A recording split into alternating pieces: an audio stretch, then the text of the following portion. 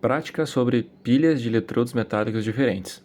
As soluções utilizadas na prática foram o vinagre de álcool, o ferrocianeto, o peróxido de hidrogênio, cloreto de sódio, indicador de naftalina, vitamina C em cápsula e ferrocianeto de potássio, como descrito na imagem ao lado.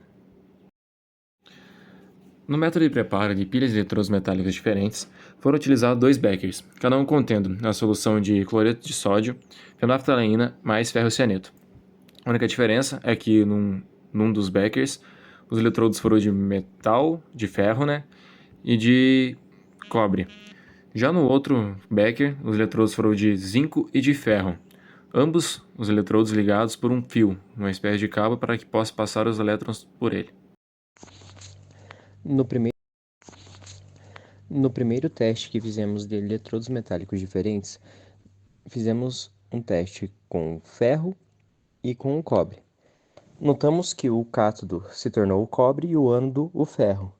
A cor do ânodo sendo destacado por um esverdeado e a cor do cátodo por um vermelho marcante. Já no segundo teste da pilha de eletrodos metálicos diferentes, fizemos o teste com o zinco e com o ferro.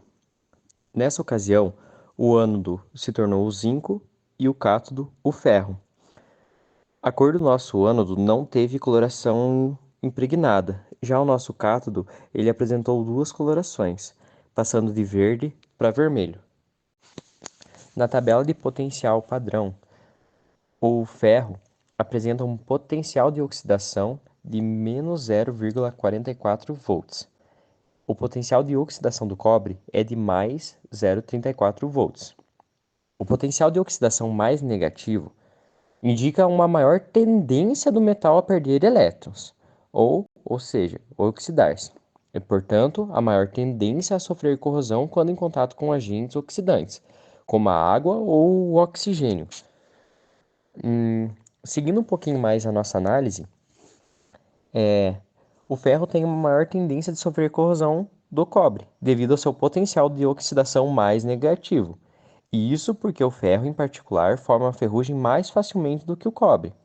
Por sua vez, é mais resistente à corrosão e tende a formar uma camada de óxido protetora que impede uma produção mais profunda.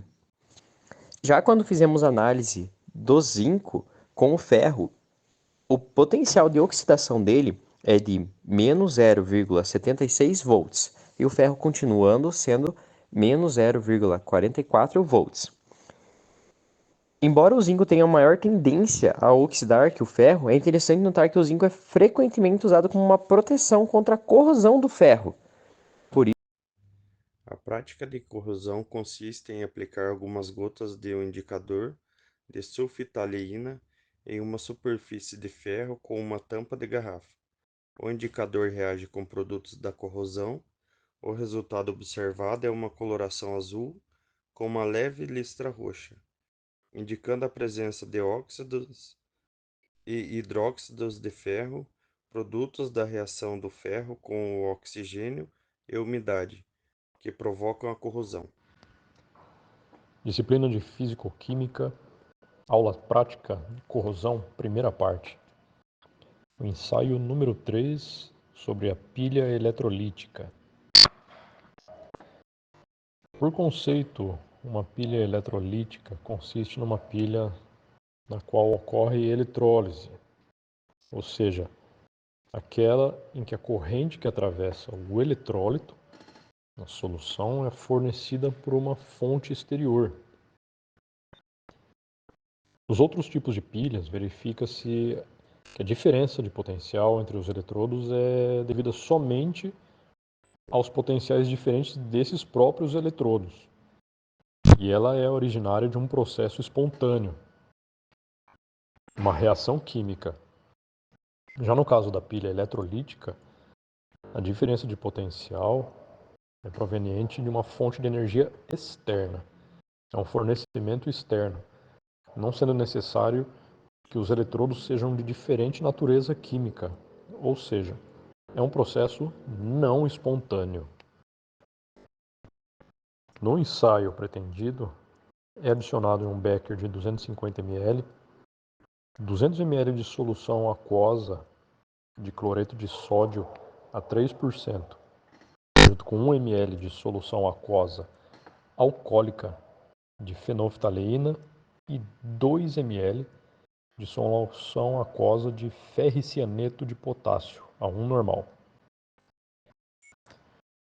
São imersos 2 eletrodos metálicos, sendo um de cobre e o outro de ferro, sendo que é ligado ao negativo, no caso considerado como cátodo, o cobre, no primeiro momento, e ao polo positivo, considerado o ânodo, o eletrodo de ferro. E esses em uma fonte de alimentação de corrente contínua, uma alimentação externa. Como resultados, é seguido a descrição das anotações de um gráfico. Feito esse experimento, pode-se observar que, neste primeiro momento, considera-se como ânodo o eletrodo de ferro.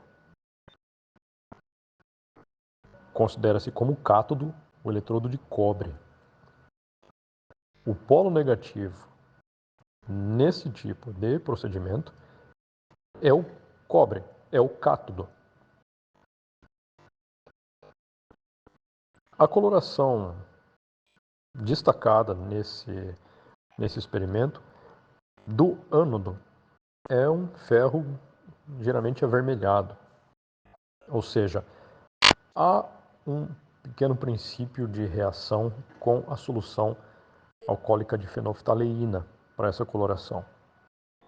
Já a coloração do cátodo é um cobre praticamente incolor, ou na sua coloração natural. Já numa segunda parte do experimento, numa nova solução, proceda da mesma maneira que a primeira solução, os mesmos componentes, entretanto, ligando o eletrodo de cobre ao polo positivo, o ânodo, e o eletrodo de ferro, considerando-se como o polo negativo, o cátodo dessa fonte de alimentação. Nesse mesmo raciocínio é descrito as anotações do quadro. A segunda parte do experimento nos traz que o ânodo é, então, dessa vez o eletrodo de cobre, o cátodo é o eletrodo de ferro e o polo negativo para esse experimento é o cátodo, o ferro. O exercício pede a coloração do ânodo, no caso o cobre, que permanece com a sua coloração de praxe, e a cor do cátodo, que praticamente recebe um pouco da coloração do cobre, ou seja, é um ferro com a cor ligeira do recebimento do cobre. Notar que a fonte de alimentação dessa corrente contínua, ela é um emissor de mais elétrons no processo. Disciplina de Físico-Química, aula prática sobre corrosão, o ensaio número 4, que consiste na reação de ferro metálico com diferentes tipos de soluções e a observação da sua alteração de pH e a reação característica. O ensaio consiste no preenchimento de 4 beckers separados, cada um com uma solução diferente, sendo que também é solicitado nesse procedimento para cada uma dessas amostras a medição do seu pH, a adição de uma porção de palha de aço e uma reação esperada após 10 minutos, e também a adição de 10 ml de peróxido de hidrogênio a 30%.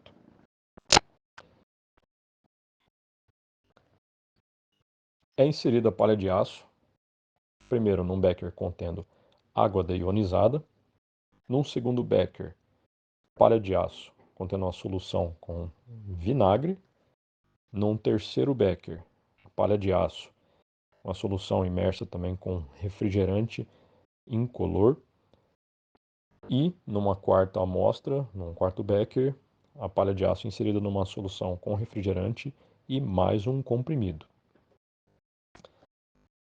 É aguardado esse tempo de 10 minutos e em seguida são observáveis as seguintes reações. No primeiro becker, contendo somente água, após 10 minutos, a palha de aço não apresentou nenhuma reação aparente com a solução. Foi feita a medição do seu pH e detectou-se que conservava a numeração de pH 6. No segundo becker, a palha de aço foi mergulhada na solução contendo vinagre e foi observada uma reação com coloração avermelhada, marrom. Foi medido o seu pH e o resultado foi um pH 2. Quando a palha de aço reage com vinagre, ocorre a corrosão, no caso a ferrugem, que deteriora a palha de aço ao longo do tempo.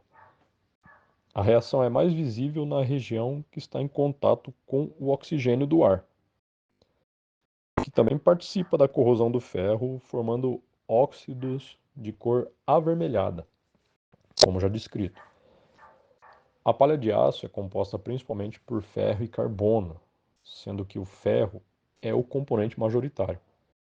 E quando exposto ao ar e à água, o ferro sofre oxidação, enquanto o próprio oxigênio é reduzido. Esse pedaço de palha de aço deixado em contato com o vinagre puro, depois de alguns minutos, é esse aparecimento de corrosão que aos poucos vai até deteriorando a palha de aço. Num terceiro recipiente, a palha de aço mergulhada no refrigerante, nota-se que entre os componentes principais do refrigerante é o acidulante. E esse composto é responsável por regular a doçura, né, o açúcar, realçar o paladar do refrigerante, mas fazer com que o seu pH permaneça entre 2,7 a 3,5. No caso, a medição do pH nessa solução resultou num pH 3. No experimento, o ácido cítrico é obtido a partir dos aspergillus niger, que transforma diretamente a glicose em ácido cítrico, como uma curiosidade, um micro-organismo. O resultado apresentado dessa imersão, após 10 minutos, foi que houve uma reação com coloração verde amarelado claro. E repetindo, o pH anotado foi pH 3. E por fim, a solução num becker contendo refrigerante mais um comprimido. Foi observado que houve uma reação praticamente bloqueada por esse comprimido antioxidante e em seguida uma coloração amarelo turvo escuro como produto da reação. Embora também para esta solução o resultado da medição do pH tenha sido de pH 3. Prática de pilha sob tensão. O preparo dessa prática é basicamente a gente pega um becker, coloca 100 ml de água ionizada e põe no bico de Bunsen até a sua ebulição. Já com a água fervendo, a gente adiciona em torno de 1,5 gramas de agar aos poucos até a sua total dissolução. Em seguida adiciona 1 grama de cloreto de sódio e 0,15 gramas de ferrocyanito, algumas gotas. E 1 ml de solução de fenolftaleína para servir como indicador. Ainda com a solução quente, a gente transfere ela para uma placa de Petri. Logo em seguida a gente coloca 2 pregos, um prego reto e um prego curvado. E deixa parado em torno de umas 24 horas para ver o que ocorre. Já na prática de indutores e redutores de corrosão, que foi feito em conjunto com a pilha sob tensão, a única diferença da solução é que não é adicionado a fenolftaleína e nem o 0,15 gramas de ferrocyaneto de potássio. E os 2 pregos são retos e um é coberto com cobre e o outro é com zinco. Como observado nos resultados, a primeira placa de Petri, que é de subtensão, o prego curvo teve uma maior corrosão Ele tem a maior corrosão por conta da superfície. A superfície curva ela cria várias áreas de maior tensão eletroquímica. Isso faz com que em alguns pontos, nesses pontos onde tem essa curva, tenha maior diferença de potencial e onde tem uma maior corrosão. Já o prego reto, a superfície é uniforme, de modo que a corrosão ocorre de forma mais equilibrada. Daí não tem uma variação de potencial, assim tem uma menor concentração de corrosão. Já na segunda placa de Petri, onde tem os pregos recobertos por cobre e zinco, o prego recoberto por cobre ele vai correr mais rápido. Ele apresenta uma ferrugem, um óxido de ferro, que são evidentes os pontos de corrosão pela coloração alaranjada. Por que isso ocorre? Porque o cobre atua como cátodo na célula galvânica, enquanto o ferro oxida, ele atua como um ânodo. Isso ocorre porque o ferro é mais reativo, ele tem um potencial de redução menor do que o cobre. Assim, o ferro perde os elétrons corroendo mais rapidamente, enquanto o cobre permanece protegido. Já no segundo prego, onde ele está recoberto com zinco, o que vai correr primeiro vai ser o zinco, enquanto o ferro vai ficar protegido. O zinco ele vai correr primeiro porque ele é um material mais reativo do que o ferro. Ele tem um potencial de redução ainda menor. Daí, nesse caso, o zinco vai atuar como ânodo de sacrifício. Ele vai se oxidar enquanto o ferro vai reduzir. Pode-se observar também diferenças de cores em alguns pontos avermelhados e outros azulados. Os pontos avermelhados indicam a formação de ferrugem, óxido de ferro.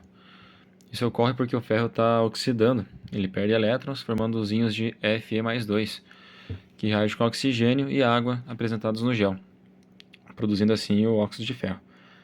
Já nos pontos azulados, ele indica a presença de compostos de óxidos ou hidróxidos de cobre.